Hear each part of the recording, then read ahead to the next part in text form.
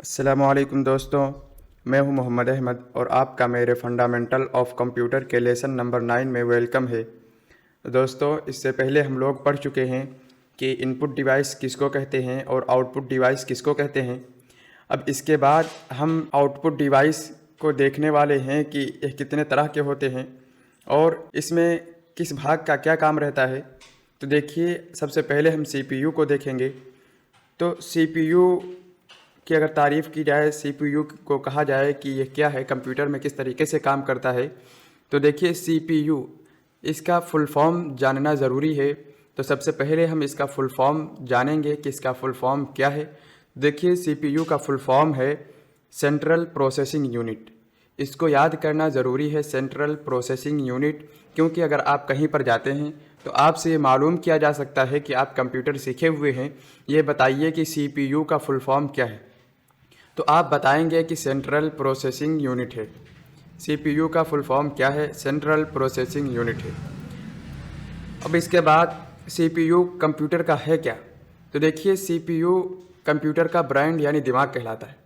आप मेरे स्क्रीन पर देख रहे होंगे CPU, लेकिन आज हम जो लोग कहते हैं वो कैबिनेट यानी जो डब्बा ये वाला रहता है, इसी को हम CPU बोलते हैं। हालांकि इसके अंदर जो लगा होता है ये CPU ये होता है। इसमें i3 होता है, i5 होता है, i7 होता है। इसके बाद और भी हो सकता है मार्केट में आ चुका हो, लेकिन मैंने 7 तक देखा है। तो यह कंप्यूटर का है क्या? यह कंप्यूटर का ब्रेन यानी दिमाग कहलाता है। देखिए, हर इंसान के अंदर दिमाग होता है। कोई भी फैसला होता है तो दिमाग की वजह से किया जाता है। अगर आप कहीं पर टीचर बनना चाहते हैं, आप कहीं पर नौकरी करना चाहते हैं, तो सबसे पहले आपको आपके दिमाग को जांचा जाएगा, आपके दिमाग को परखा जाएगा, फिर बाद में आपको नौकरी दी जाएगी। ये नहीं है कि आपका वज़न देखकर और आपकी सेहत देखकर आपको नौकरी दी जाए, बल्कि आपके दिमाग को देखकर, ब्रेन को देखकर आपको नौकरी दी जाती। इसी तरीके से यह CPU जो है कंप्यूटर का ब्रेन है यानी दिमाग कहलाता है, दिमाग का पूरा काम करता है। तो जब भी हम कंप्यूटर लेंगे तो हम ये ज़रूर देखेंगे कि ये i3 है, i5 है, i7 है, क्या है। इस तरीके से इसको देखेंगे। और ये जो है मदरबोर्ड में यहाँ पर लगाया जाता है, जैसा कि ये लगा हुआ है, उल्टा करके लगा हुआ है। इसके ऊपर एक फ़ैन रहता है। आप देखे होंगे कि जब कंप्यूटर चलता है तो वहाँ से एक आवाज़ आती है और एक फ़ैन चलता है, वो इसी के ऊपर लगा होता है। ये मदरबोर्ड है। मदरबोर्ड देख लीजिए, इधर भी देख लीजिए, यह मदरबोर्ड है और इसी में CPU लगा हुआ है। उसके ऊपर से पंखा लगा हुआ है, फ़ैन लगा हुआ है। यह CPU को ठंडा करता है ताकि अच्छे से काम कर सके। और अगर आप ये पंखा ना लगाएं तो ऐसा होगा कि आप कभी काम कर रहे होंगे और अचानक से बंद हो जाएगा और आप नहीं सेव किए होंगे तो आपको दिक्कत होगी। तो इसीलिए उसको ठंडा करने के लिए ये पंखा लगा हुआ होता है, फ़ैन लगा होता है। तो ये CPU है। अब अगर बात की जाए कि इसके भाग कितने हैं और ये कितने हिस्सों में डिवाइड किया गया है, कितने तरह से काम करता है, तो देखिए, अब CPU को 3 हिस्सों में डिवाइड किया गया है और तीनों हिस्सों के काम अलग अलग हैं। इसी में 3 हिस्से होते हैं, 3 भाग होते हैं और 3 भाग अपना अपना काम लेकर करते हैं। देखिए, सबसे पहला जो भाग है उसको कहते हैं ALU, और इसका अगर फुल फॉर्म बताया जाए, पूरा नाम बताया जाए, तफसीली नाम बताया जाए तो अर्थमेटिक एंड लॉजिक यूनिट। अब उसके बाद दूसरा है CU यानी कंट्रोल यूनिट। दूसरा कंट्रोल यूनिट हो गया। पहला ALU यानी अर्थमेटिक एंड लॉजिक यूनिट, और दूसरा हो गया CU यानी कंट्रोल यूनिट, और तीसरा हो गया MU यानी मेमोरी यूनिट। तो ये 3 भाग हो गए। अब 3 भाग में से काम, हर एक का काम क्या है, तो देखिए, सबसे पहला जो है ALU, तो इसके ज़रिए यानी अर्थमेटिक एंड लॉजिक यूनिट के ज़रिए से ऐसे सभी काम एडिट किए जाते हैं जो मैथमेटिक्स से ताल्लुक़ रखते हों, मैथमेटिक यानी हिसाब किताब से ताल्लुक़ रखते हों। और दूसरा है कंट्रोल यूनिट। तो देखिए, दूसरा कंट्रोल यूनिट के ज़रिए ऐसे सभी काम एडिट होते हैं जो हिसाब किताब के अलावा हों, यानी हिसाब किताब का ताल्लुक़ जो है, जितना हिसाब किताब से जो चीज़ें ताल्लुक़ रखती हैं वो तो अर्थमेटिक एंड लॉजिक यूनिट के ज़रिए से एडिट होंगी, और उसके अलावा जो है जितना भी काम है वो CU यानी कंट्रोल यूनिट के ज़रिए से एडिट किया जाएगा। अब उसके बाद तीसरा भाग MU यानी मेमोरी यूनिट। तो इसका काम क्या है? देखिए, जो भी काम हम अर्थमेटिक एंड लॉजिक यूनिट के ज़रिए से एडिट करते हैं या कंट्रोल यूनिट के ज़रिए से एडिट करते हैं, उस काम को ये डिस्प्ले करता है। यानी काम 2-2 कितना होता है? 4 होता है। तो 2-2 जो है कितना होता है? यह काम किसका है? ये काम करेगा अर्थमेटिक एंड लॉजिक यूनिट, 4 कर देगा। लेकिन उसको लाकर डिस्प्ले करना, दिखाना और सामने करना, यह काम किसका है? MU का यानी मेमोरी यूनिट का। तो मेमोरी यूनिट आपको 4 करके दिखाएगा, यहाँ पर डिस्प्ले करेगा, तो आप इसको देखेंगे। इसी तरीके से अगर हम इसको यहाँ से मिनिमाइज़ करते हैं तो मिनिमाइज़ काम जो है इसमें CPU लगा हुआ है, तो CPU में किस भाग का काम है मिनिमाइज़ करेंगे जब हम, तो ये अर्थमेटिक एंड लॉजिक यूनिट तो काम करेगा नहीं, क्योंकि ये हिसाब किताब से ताल्लुक़ नहीं रखता है। तो हिसाब किताब के अलावा जो ताल्लुक़ रखता है वो काम करेगा कंट्रोल यूनिट। तो जैसे हम यहाँ पर क्लिक करेंगे तो एक कंट्रोल यूनिट काम करेगा, और मैंने यहाँ पर दबाया और यह जो मिनिमाइज़ होकर आ गया, डिस्प्ले हो गया, यानी आपको दिखने लगा कि यहाँ से चला गया है। तो ये काम किसका है? मेमोरी यूनिट का। तो मेमोरी यूनिट ने ये काम करके दिखा दिया आपको। जो भी काम हम अर्थमेटिक एंड लॉजिक यूनिट के ज़रिए से करेंगे या कंट्रोल यूनिट के ज़रिए से एडिट करेंगे, वो सारा काम हमको आउटपुट की शक्ल में मेमोरी यूनिट दिखाएगा। मेमोरी यूनिट आपको डिस्प्ले कराएगा। तो CPU के 3 भाग हैं, अर्थमेटिक एंड लॉजिक यूनिट, और दूसरा है कंट्रोल यूनिट, तीसरा है MU यानी मेमोरी यूनिट। और इसमें से जो हिसाब किताब से ताल्लुक़ रखता हो, मैथमेटिक्स से ताल्लुक़ रखता हो, वो काम करता है हमारा arithmetic and logic unit edit करता है। और उसके बाद कंट्रोल यूनिट, इसके अलावा जितने भी काम हैं, यानी मैथमेटिक्स से अलावा जितने भी काम हैं उसको कंट्रोल यूनिट एडिट करता है। और डिस्प्ले कराने का, इन दोनों के किए हुए काम को डिस्प्ले कराने का, आउटपुट की शक्ल में लाने का काम मेमोरी यूनिट का है, MU का यानी मेमोरी का है। देखिए अब यहाँ पर i5 है, i7 है, तो i3 भी है। तो i3 से अच्छे लैपटॉप कंप्यूटर की शुरुआत हो जाती है। हम जब भी जाएंगे तो देखेंगे कि i7 है, i5 है, i3 है, क्या है। लेकिन अगर आप बजट आपके पास कम है तो आप i3 भी ले सकते हैं। वैसे तो i5 मीडियम रहता है, बीच का रहता है, तो ज़्यादा बेहतर रहता है। फ़िलहाल जिस पर मैं वीडियो रिकॉर्ड कर रहा हूँ ये i7 है, तो ये सबसे ऊपर वाला है, i5 के भी ऊपर है। तो ये सब चीज़ें देखनी रहती हैं, क्योंकि ये कंप्यूटर का ब्रेन यानी दिमाग कहलाता है। अगर आपका दिमाग ही ख़राब हो, कंप्यूटर का दिमाग ही ख़राब हो, आदमी का दिमाग ही ख़राब हो, तो वह पागल कहलाएगा और वो किसी काम का नहीं समझा जाएगा। इसी तरीके से अगर CPU इसका गड़बड़ है, ख़राब है, तो आप उसको बिल्कुल नहीं इस्तेमाल कर पाएंगे और ख़राब हो जाएगा।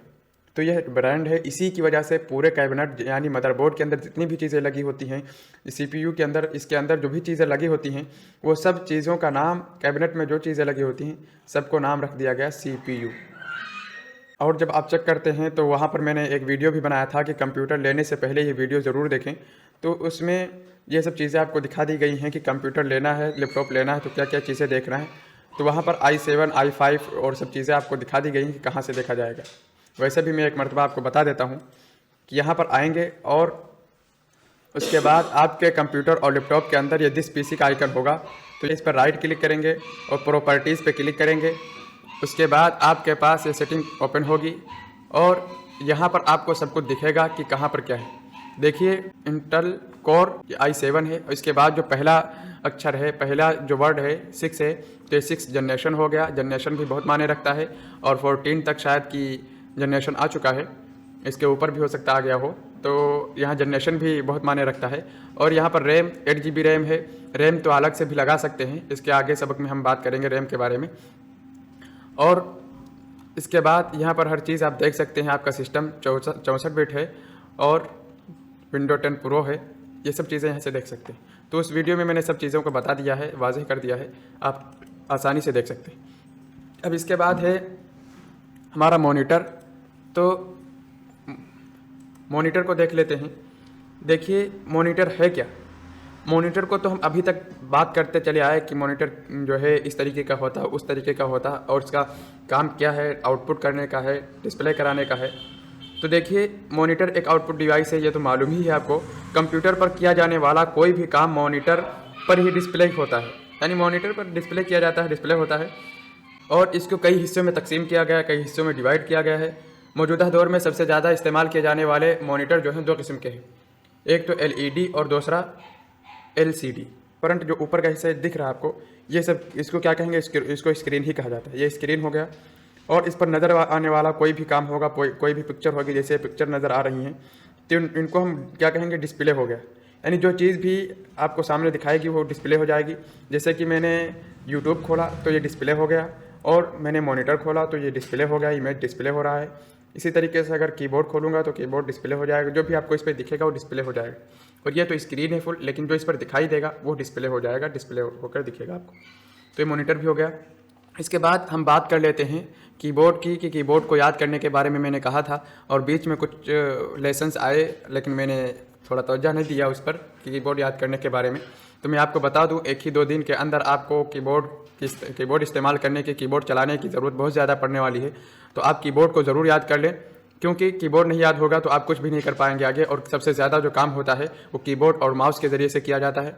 तो देखिए, मैंने बताया था कि किस तरीके से याद करना है। अगर आपने वो वीडियो ना देखा हो तो कीबोर्ड को देख सकते हैं, शायद कि तीसरा या चौथा लेसन है, आप देख सकते हैं उसमें जाकर। और यहाँ से फिर मैं एक मरतबा बता देता हूँ। देखिए, मेरे पास ये इमेज मौजूद है, इसमें आप देख सकते हैं कि किस उंगली को किस पर रखना है। देखिए, ये हमारी जो छोटी वाली उंगली है ये ए पर रहेगी, और ये दूसरी वाली एस पर, तीसरी वाली डी पर, और चौथी वाली ये एफ पर। इसी तरीके से 2 अंगूठे बीच में रहेंगे। इसके राइट की तरफ अगर आप राइट से हर चीज़ करते हैं, हर काम करते हैं, तो राइट से इस पे दबाएंगे, ये वाला बटन दबाएंगे, और अगर लेफ्ट से करते हैं तो लेफ्ट से बटन दबाएंगे। और ये वाला जो है छोटी वाली उंगली, ये सेमी कॉलन पर रहेगी, इसको कहते हैं सेमी कॉलन। और ये दूसरी वाली उंगली रहेगी एल पर, तीसरी वाली रहेगी के पर, और चौथी वाली रहेगी जे पर। अब जब हम लिखेंगे तो सबसे पहले हम लिखेंगे ए, उंगली यहीं पर हर वक्त रखी रहेंगी, सब बटन को दबाएंगे यहीं पर उंगली रखे रहेंगे। सबसे पहले लिखेंगे ए, फिर रख लेंगे उंगली और इस पर दबाएंगे, फिर लिखेंगे इससे यस, फिर डी, फिर एफ, और इस पर दबाते रहेंगे हर एक के बाद। फिर बाद में इधर से लिखेंगे सेमी कॉलन, फिर एल, फिर के, फिर जे, उसके बाद जे के बाद एच इधर से दबा लेंगे और जी इधर से। तो इस तरीके से एक लाइन को कम से कम आपको मश्क करना है 3 घंटा, 1.5 घंटा आप 2 मरतबा निकाल सकते हैं। और उसमें मैंने ये भी बताया है उस वीडियो में कि किस तरीके से आपको बैठना है, क्या करना है, सब चीज़ें मैंने तफसील से बताई है। उसको देखकर इसको याद करना है।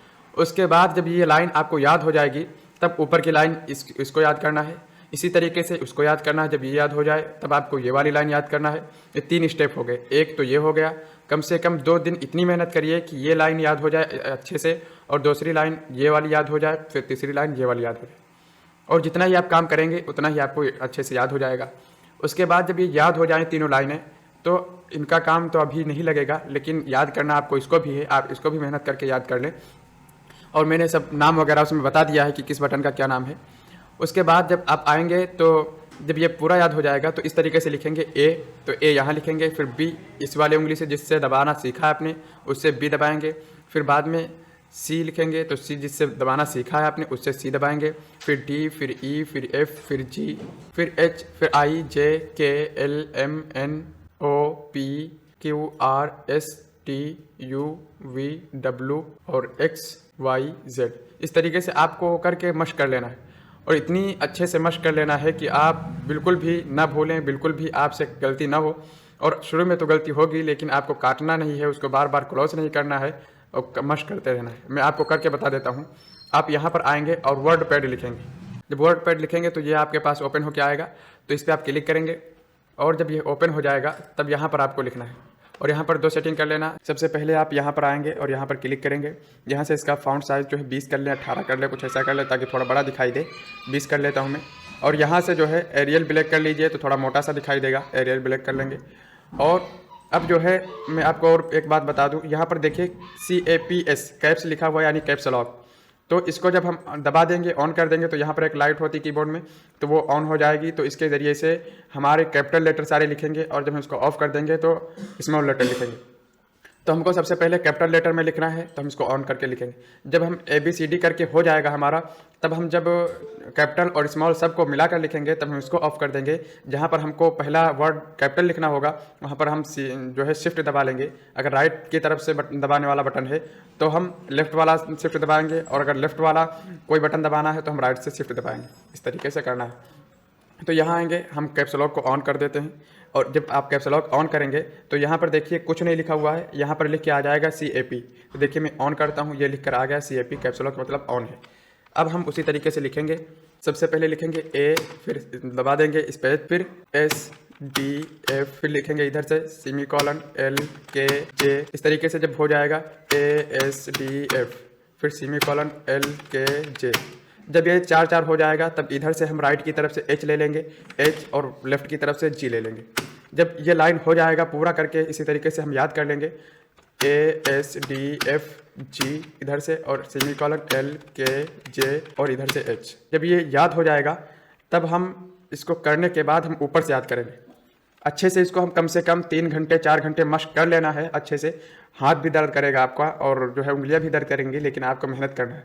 मेहनत नहीं करेंगे तो कुछ आने वाला नहीं है, हर चीज़ पर मेहनत होती है।